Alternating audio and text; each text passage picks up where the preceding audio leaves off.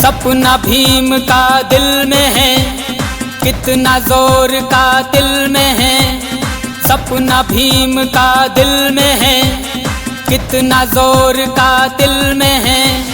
जिंदा मिशन अब दिल में है, हम सैनिक समता दल वाले।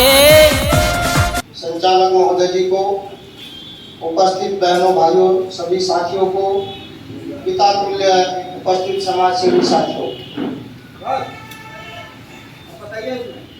संत शिरोमणि गुरु रविदास जी के चरणों में श्रद्धा के सुमन अर्पित करते हुए तथागत गौतम बुद्ध विश्व गुरु Baba Saheb doctor Bhimrao Ambedkar ji, symbol of knowledge, Guru Nanak जी की आज जयंती है, उनको शत कोटि नमन करते हुए समाज में जन्मे सभी महापुरुष जिन्होंने बहुजन समाज के उत्थान के लिए अपना अपने जीवन का, परिवार का बलिदान देकर के इस बहुजन समाज के लिए कार्य कर हमें आज यहाँ तक पहुँचाने का काम किया। मैं पीपी सिंह अशोक बोध, chief general secretary Uttar Pradesh समता सैनिक दल, सभी को शत शत कोटि नमन करते हैं।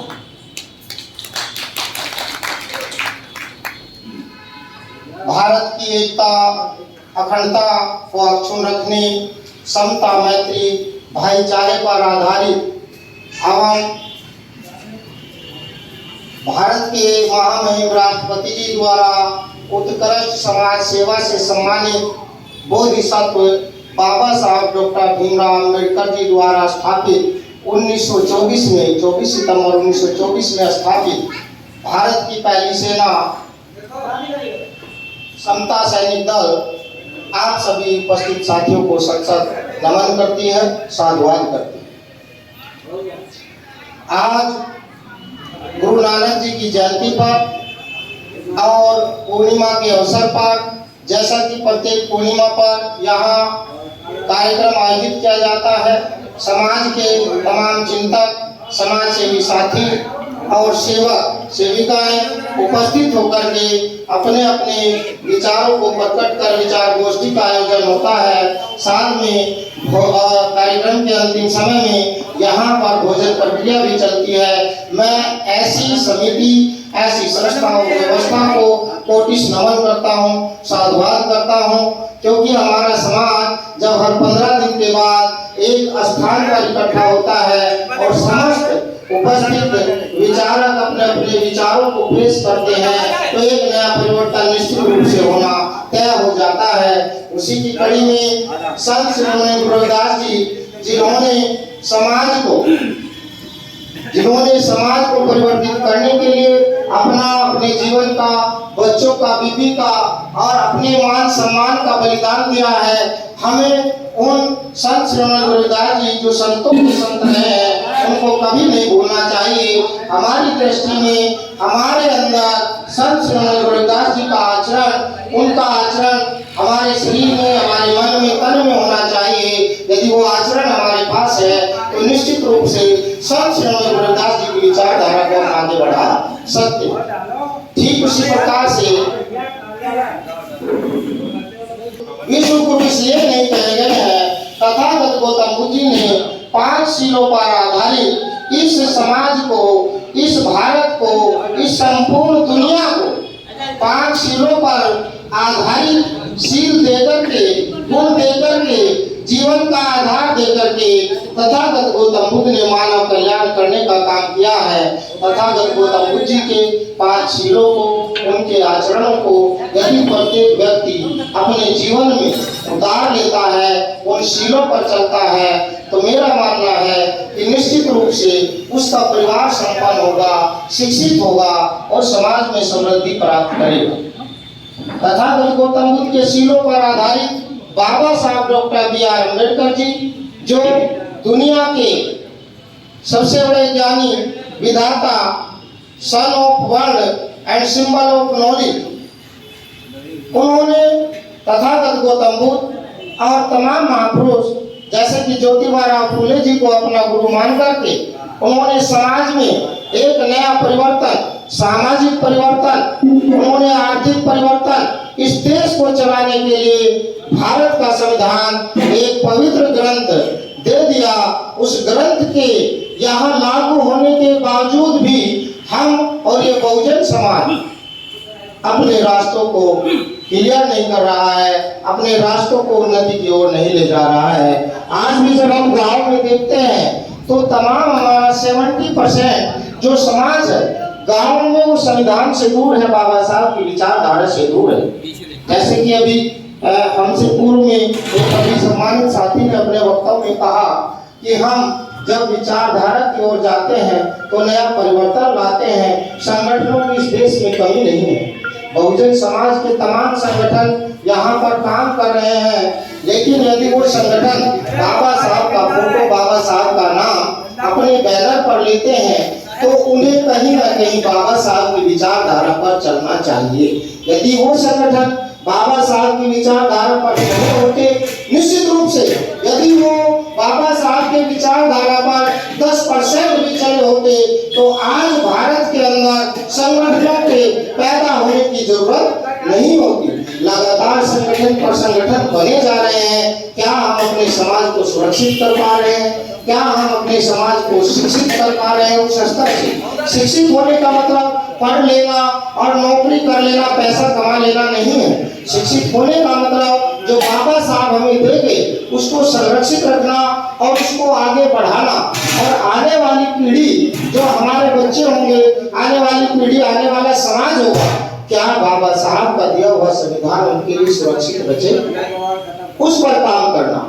अपने लिए सभी जीते हैं, अपने लिए मैं भी काम करता हूँ। मैं भी केमिस्ट्री का लेक्चरर हूँ और दिल्ली से चलकर आपकी लखनऊ की भूमि पर कार्यरत हूँ, काम कर रहा हूँ। मुझे समाज में काम करने की कोई आवश्यकता नहीं है। मेरा मानना है कि यदि मैं समाज में काम करता हूँ तो उसमें मेरा सिर्फ और सिर्फ बाबा साहब के मिशन पर ईमानदारी से चलकर, बाबा साहब के संविधान को बचाते हुए, बाबा साहब के सिद्धांत को संरक्षित करते हुए बहुजन समाज में जन्मे वो सभी बच्चे, वो विद्यार्थी जो मेरे से अच्छी बेहतर शिक्षा होने के बावजूद भी सरकारी सेवा प्राप्त नहीं कर पाए, मेरे इस स्तर तक नहीं पहुंच पाए, मैं चाहता हूं इसका लाभ, जो मैं सेवा पा रहा हूं उसका लाभ उनको भी प्राप्त हो। ऐसा है, ऐसी विचारधारा जब हमारे दिमाग में होगी तो निश्चित रूप से हमारा समाज मजबूत होगा। और बाबा साहब का जो मिशन है, जिसके लिए बाबा साहब ने आगरा की भूमि पर अपने जीवन के अंतिम वक्तव्य में कहा कि हमें पढ़े लिखे समाज ने ही धोखा दिया है, पढ़े लिखे समाज का वो कलंक मेरे सर पर, मेरे माथे पर भी है। मैं चाहता हूँ कि मैं ऐसा काम करता जाऊं, अपने जीवन के अंतिम सांसों को उस मिशन में लगा दूं जो बाबा साहब ने रोते हुए ये बात कही थी कि लिखे पढ़े समाज ने मुझे धोखा दिया है। मैं एक गद्दार नहीं बनना चाहता हूँ, मैं बाबा साहब का एक सच्चा ईमानदार सिपाही बनना चाहता हूँ। मैं ही नहीं, मैं अपने साथ में ऐसे तमाम जो बहुजन समाज के बच्चे हैं उन सबको मैं ऐसा ही बनाना चाहता हूँ। इसी कड़ी पर हम समता सैनिक दल में कार्यरत है और काम कर रहे हैं। आप सभी साथियों को बहुत बहुत साधुवाद और नमन करते हुए मुझे खुशी इस बात की हो रही है कि आज गुरु रविदास मठ पर पहली बार मुझे बोलने का अवसर मिला।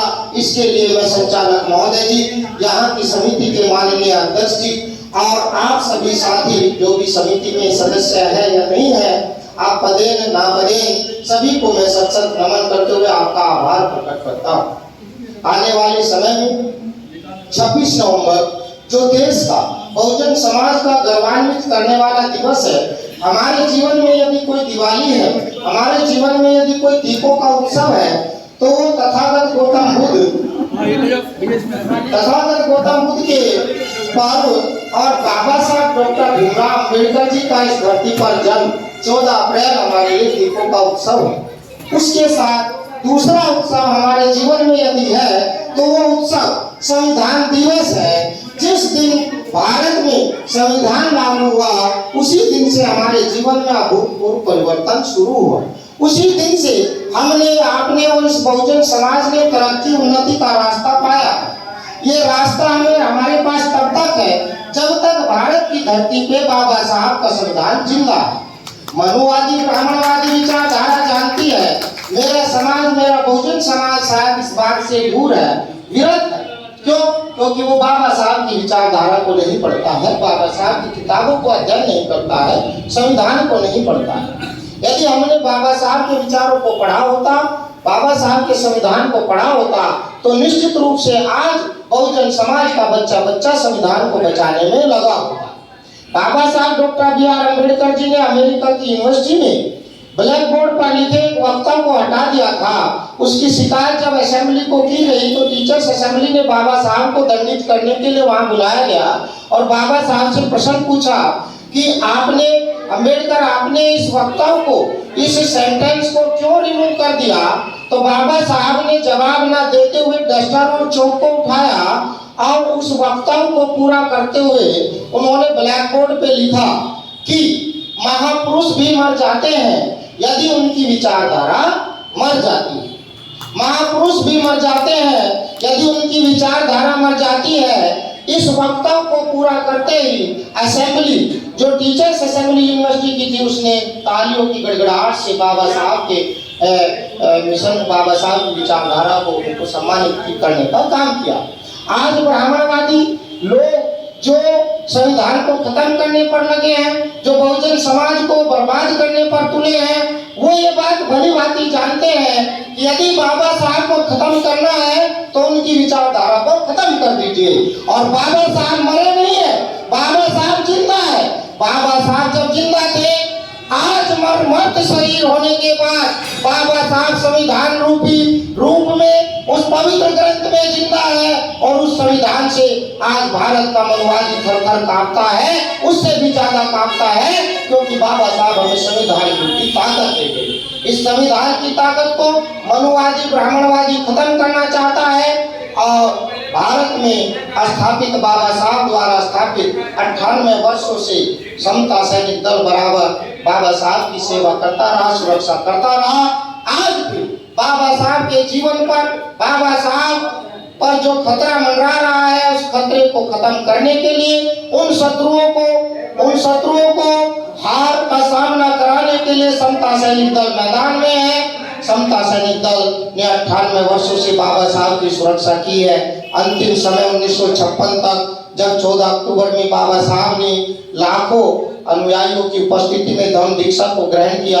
धम्म दीक्षा का कार्यक्रम जो 7 लाख लोगों की उपस्थिति में था, आज मैं समझता हूँ आप भी जानते हैं कि हम 10,000 लोगों को भी सुरक्षित, संरक्षित और व्यवस्थित तरीके से कार्यक्रम संपन्न नहीं कर पाते। वहाँ 7 लाख लोगों की व्यवस्था समता सैनिक दल ने की।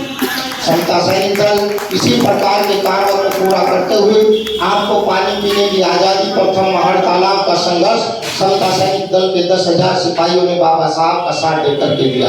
नहीं तो अनुवादी बाबा साहब को समता सैनिक दल के प्रथम संघर्ष, बाबा साहब के जीवन के पहले संघर्ष महड़ तालाब पर ही बाबा साहब को खत्म कर देते। इस प्रकार से आज जब विचारधारा पर खतरा मंडरा रहा है तो समता सैनिक दल पूरी ताकत के साथ खड़ा है।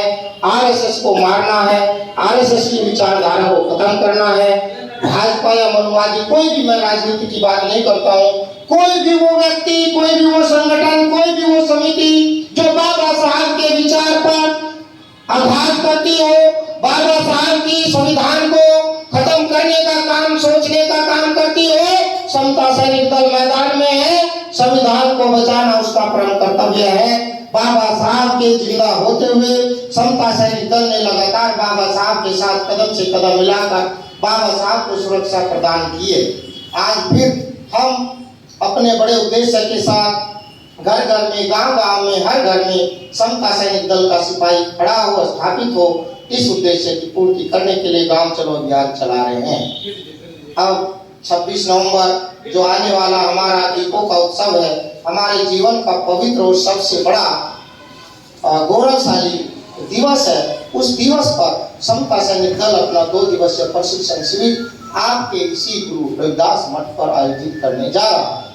राष्ट्र यहाँ समिति के गुरु रविदास रविदास समिति के माननीय अध्यक्ष जी और यहाँ पर उपस्थित महामंत्री, मंत्री, जो भी समिति के पदाधिकारी गण हैं, आप सबसे हमने गुफ्तगू की, कुछ बातचीत की। आपने हमें यहाँ पर कार्यक्रम करने की अनुमति दी। मैं उसके लिए पूरी रविदास समिति को, माननीय अध्यक्ष जी को और आप सभी उपस्थित साथियों को सत-सत कोटि साधुवाद देता हूँ।